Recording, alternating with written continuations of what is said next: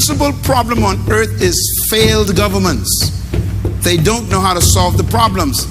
And God's divine solution to earth's problem is also government, but it's not our government. This government I'm talking about was promised in the book of Isaiah. And the promise of God to all fallen mankind is you need an alternative government.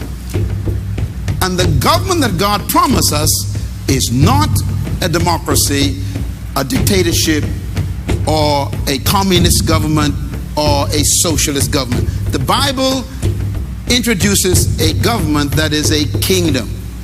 Now that's important. If I had a choice between living in a democracy or living in a true kingdom, I would choose the kingdom right away. And I'm going to tell you why during this process this morning.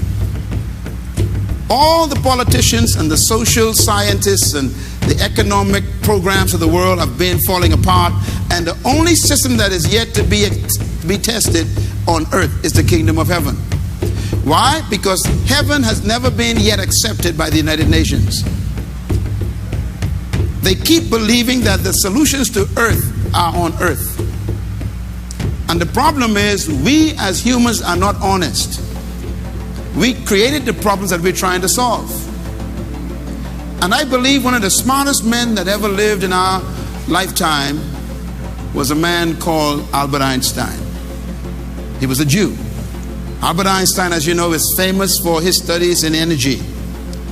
But he made a statement that I still believe is a very important statement. He says, you cannot solve a problem at the same level it was created. Write that down. You cannot solve a problem at the same level it was created.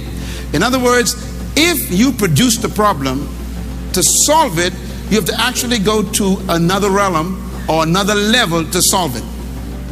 Our problem on earth is that all of our problems we created.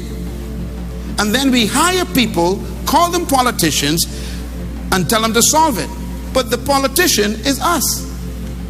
They went to the same schools, they learned the same education, so it makes them smarter. And this is why they can't fix your country any better than you can. And I believe we have been very, very dishonest with ourselves, because we demand from them what we know we ourselves don't have. And if they came from us, how can they have something we don't have?